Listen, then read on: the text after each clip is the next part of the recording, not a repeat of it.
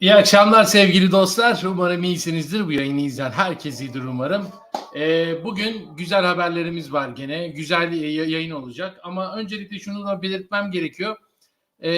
Çok uzadı. Yani çok uzadı birkaç yayınım. Bunun farkındayım ben de. O yüzden bugün biraz daha kısa keseceğiz. Daha kısa bir yayın olacak ama gene 20 dakika kadar sizlerle beraber olacağım. Uzatmadan lafı nereye geçiyoruz? Bugünün başlıklarına geçiyoruz. Bugün önemli bir gün. Arda Güler ve Şampiyonlar Ligi. Bütün detayları anlatacağım. Kadroyu anlatacağım. Arda oynar mı oynamaz mı? İşte o UEFA kuralı nedir ne değildir hepsini anlatacağım. Bugün herhalde kafalarda soru kalmayacak. Zaten şunun şurasında yaklaşık 48 saat kadar bir şey kaldı. Bu videoyu da yarın izlerseniz de 24 saat kadar bir şey kalmış olacak. Ve Arda Güler için artık dananın kuyruğunun koptuğu nokta gelmiş olacak. Şampiyonlar Ligi finali. Hemen geçiyoruz ondan sonra Kerem'e bir teklif daha. Kerem Aktürkoğlu Galatasaray'dan. Devre arasında geldi 3 katına gidiyor. Gene Galatasaray'dan bir transfer haberi. Beşiktaş düğümü çözdü. Önemli bir isim Beşiktaş için. Onunla ilgili artık kafalarda soru işareti kalmadı.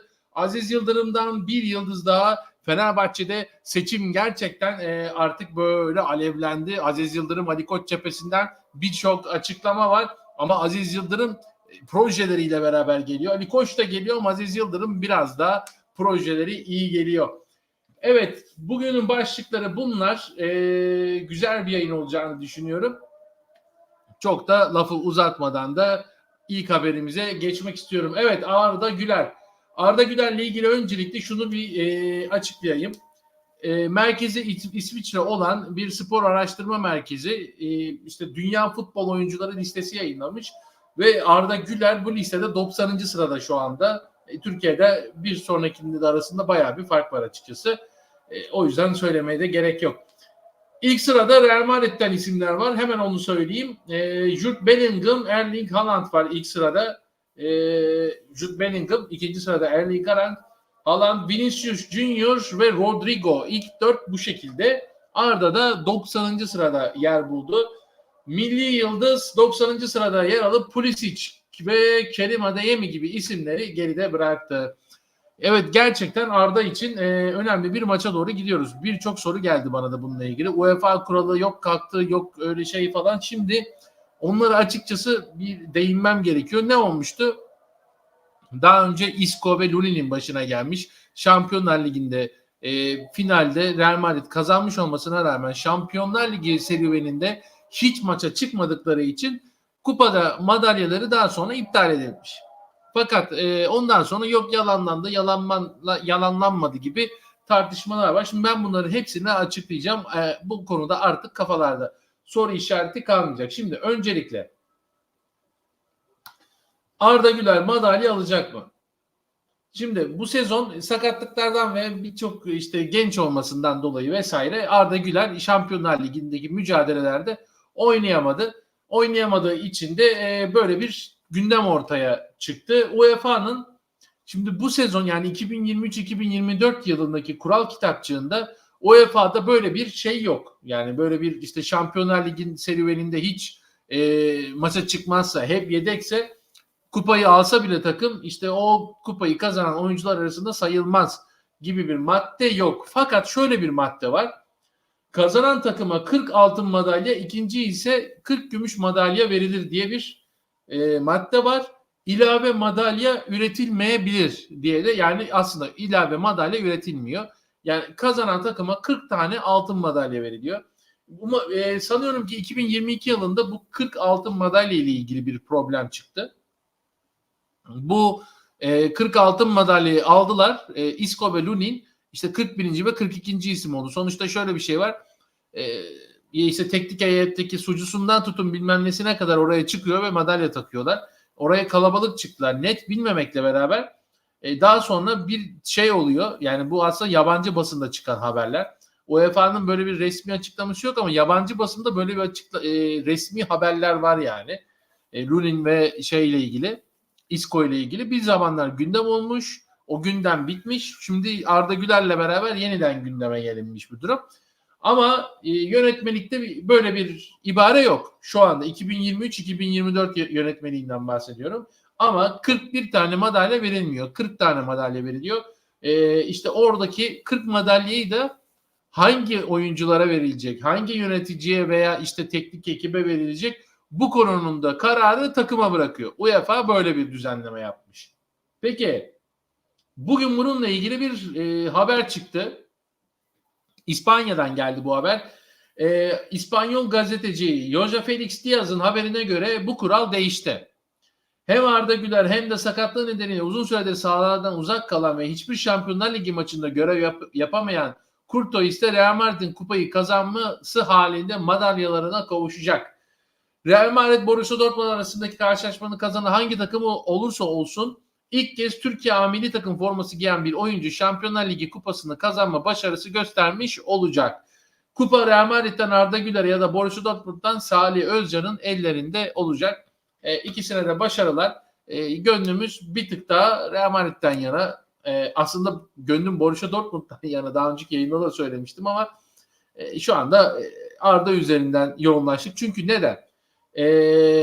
Şöyle bir şey var. Evet, Salih Özcan da değerli bir milli futbolcu ama Arda Güler böyle bir Türkiye'den yetişti, etti gitti oralara, Real Madrid'e direkt gitmesi biraz da işte Avrupa'da gündemine bomba gibi düştü.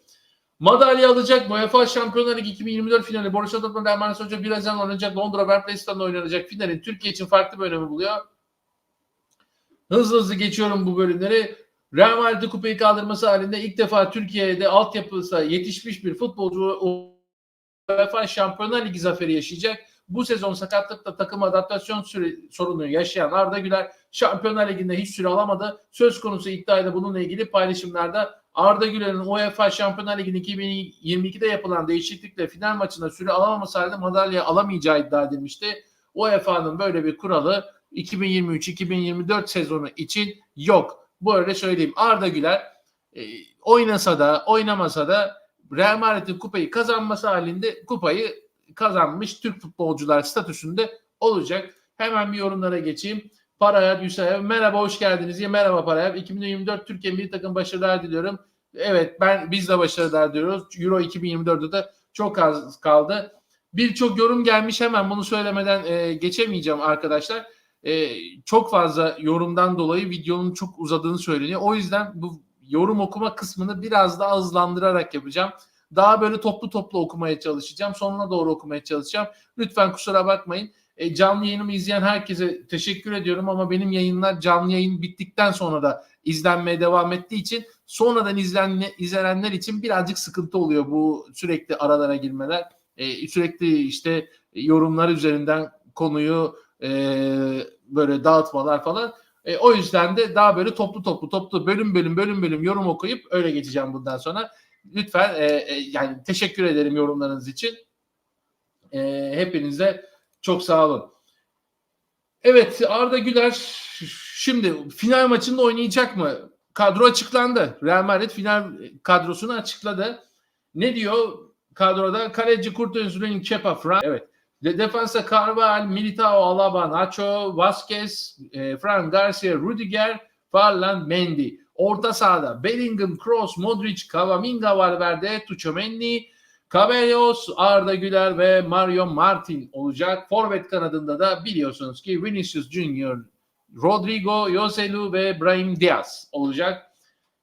İspanyol basında da bugün Arda Güler bir röportaj vermiş. Çok samimi açıklamalar yapmış açıkçası. Onu da internette bulabilirsiniz. Yani maçla ilgili falan değil de bugüne kadar neler yaptı, neler yaşadı onlarla ilgili açıklamalar yaptığı için de konu dışında olduğundan dolayı ben sadece böyle bir nokta olarak geçmek istedim. Bunu da dileyen onu da bulur.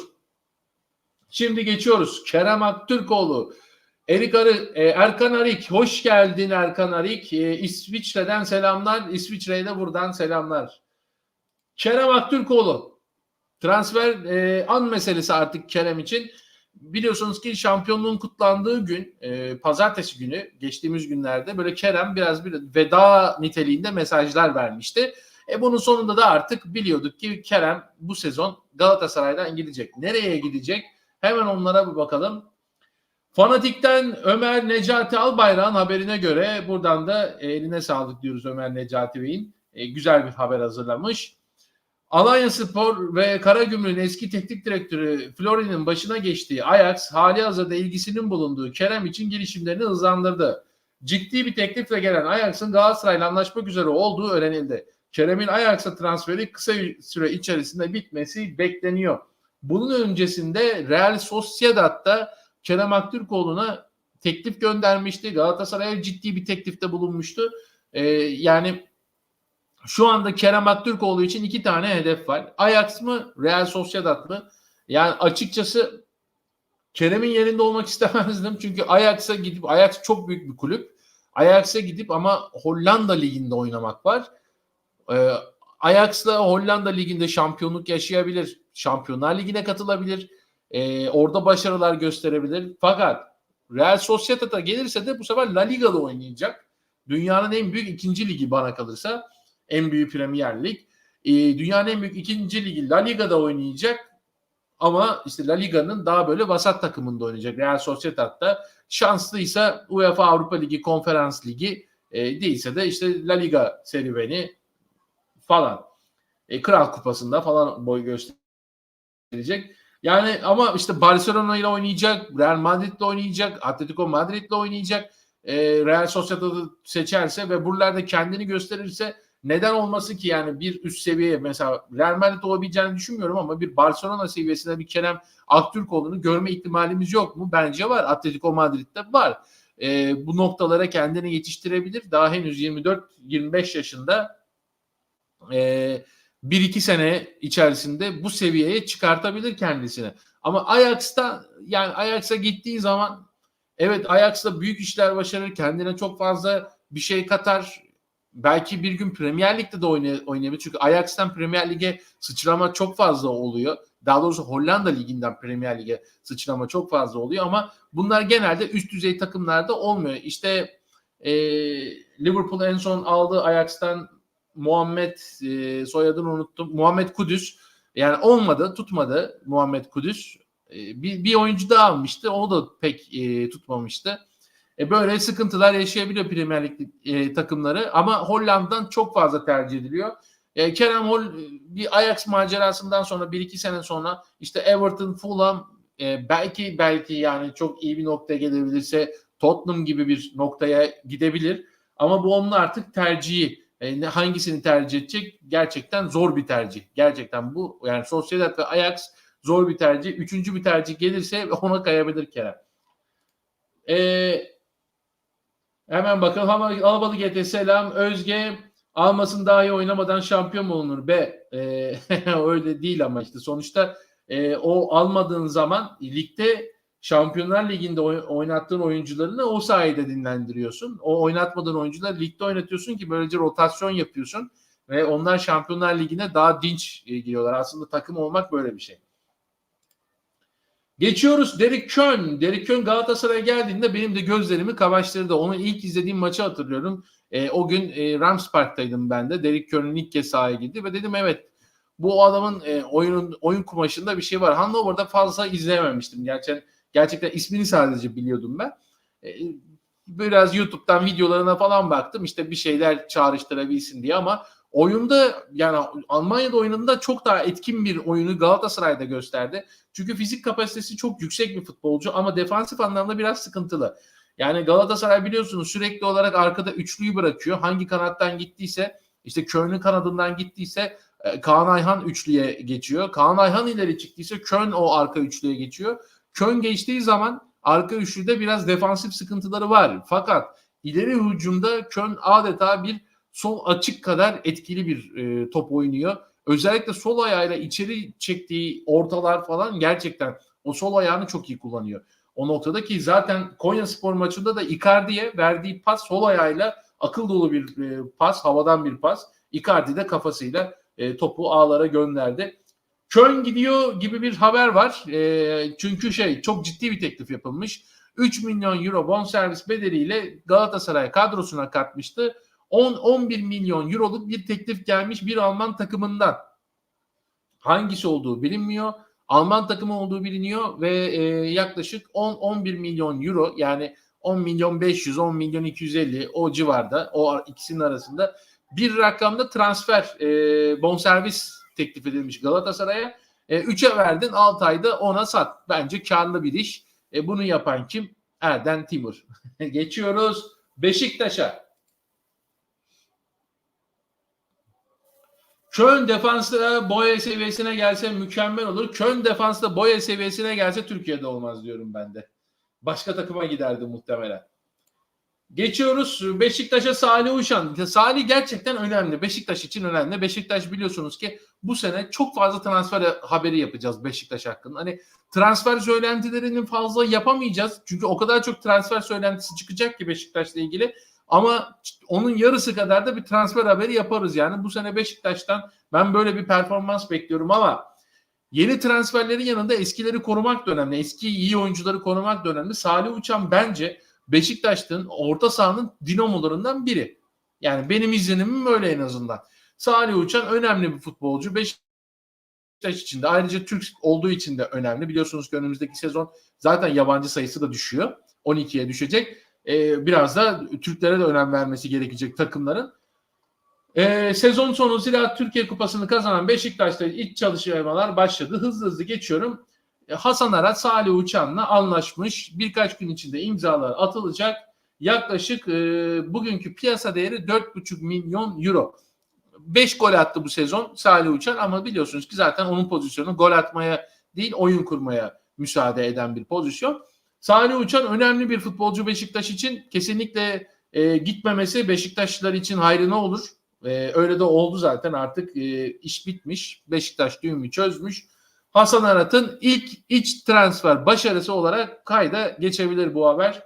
Ve geçiyoruz son haberimize. Bugün Aziz Yıldırım gümbür gümbür geliyor. Jose Mourinho'lar falan. Aziz Yıldırım'ın dünkü açıklamaları bana yaklaşık 20 yıl önce falan ben bir fotospor almıştım.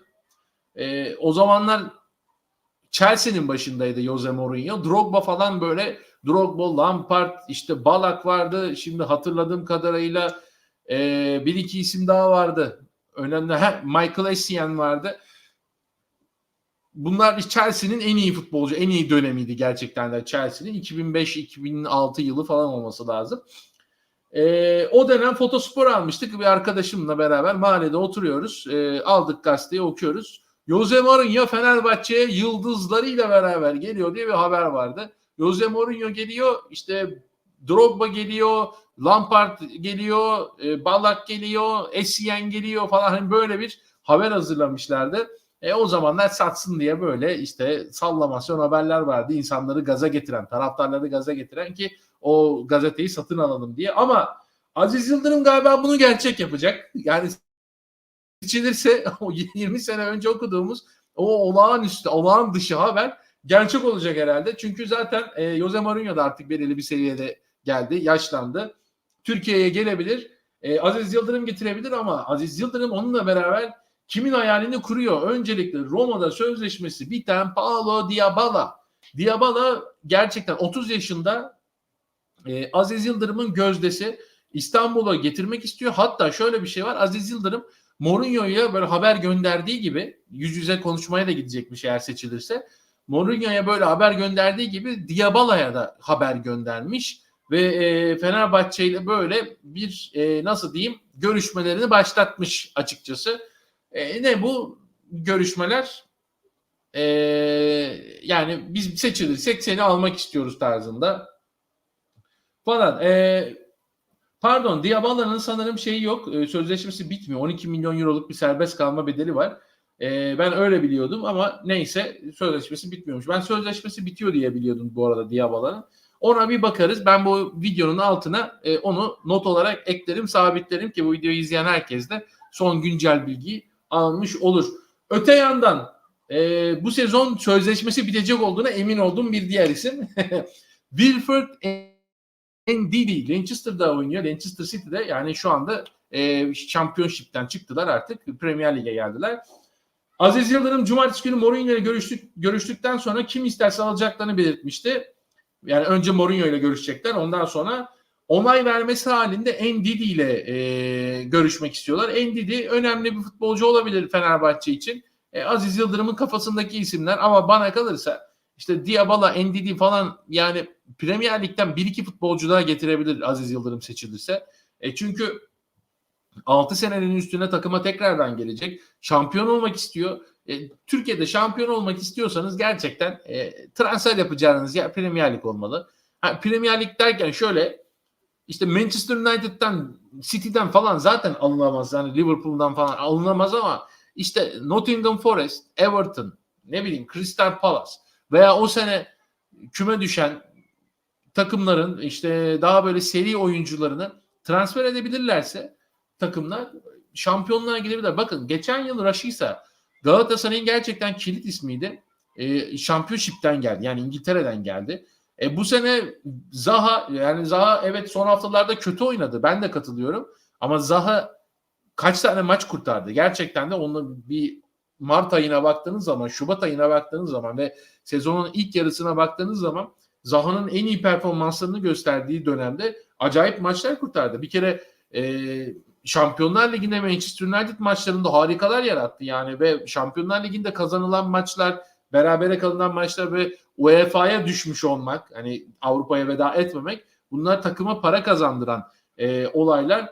Kesinlikle yani alamıyoruz. Tabii ki ayağımızı yorganına göre uzatmak lazım.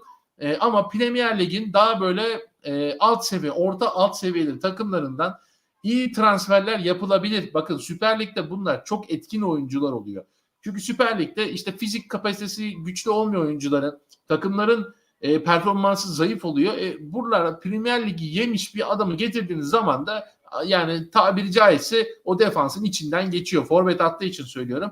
Defansif olarak da bakın, yani mesela Davinson Sanchez Galatasaray'ın gerçekten kilit ismi oldu. Nelson'u kesti. Yani Nelson'la şampiyonluk yaşamış bir takım ve Nelson'u kesti Davinson Sanchez ve Davinson Sanchez Tottenham'da oynamıyordu.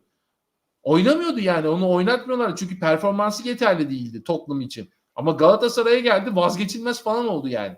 Yani arada biraz uçurum var seviye olarak. Mesela Endombele'de de aynı şey. Evet, Endombele buraya da olmadı ama kilosundan dolayı. Halbuki Endombele izlediğiniz zaman o pasları veya adam eksiltmesi, kilit pasları özellikle, yani resmen bizim ligin üstünde. Kilo vermiş olsa zaten Tottenham onu satmazdı eminim yani. Çünkü çok çok yetenekli bir futbolcu Endombele'de, ama yemeği de çok seviyor. Yemeği çok seviyorsan o zaman futbola da veda edecek gibi görünüyor yakın zamanda. Evet, yayınımız bu kadar. Haberlerimiz bu kadar. Bugün biraz az haber vardı. Az yayın oldu.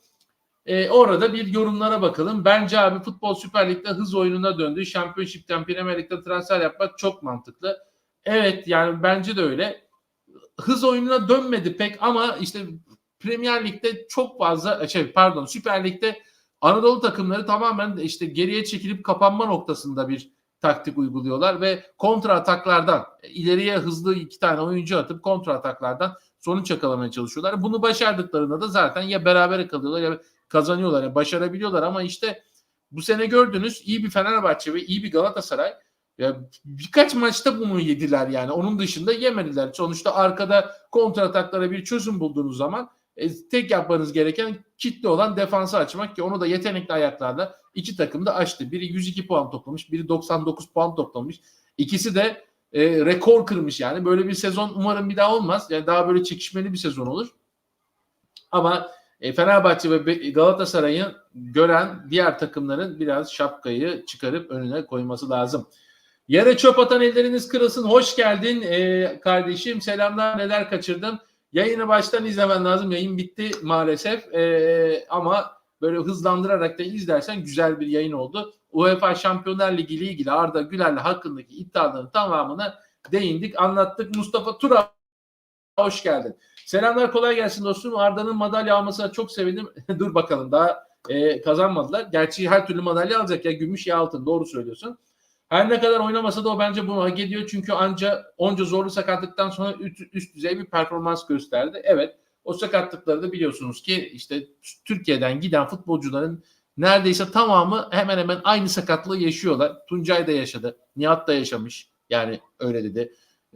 Arda Turan da yaşadı. Arda Güler de yaşadı. Yaşıyorlar o sakatlığı. Çünkü genç yaşta biz o tendonu pek çalıştıran antrenmanlar yapmıyormuşuz. Onu da ben Arda Güler'in sakatlığıyla öğrendim. Onun üzerine açıkçası bir doktoru ben konuk etmek istiyorum kanalıma. Neden bu sakatlıkları Türk futbolcular yaşıyor? Daha böyle bir profesyonel birinden, yani bir profesörden, bir doktordan, işin uzmanından. Çünkü ben burada anlasam yani yanlış bir şey de söyleyebilirim. Çünkü alanım değil, ben tıp doktoru değilim yani, haşa. Bir tıp doktorunu bu konuda ben yakın zamanda kanalıma getirmeyi planlıyorum. En azından bu yaz içerisinde en kötü. Ve bu noktada profesyonel olarak bize bunu açıklasın. Yani desin ki nedir bu kas? Neden bir Türkiye'de gelişmiyor? Onlar ne yapıyor, geliştiriyor? Yoksa bu iş sadece genetik mi?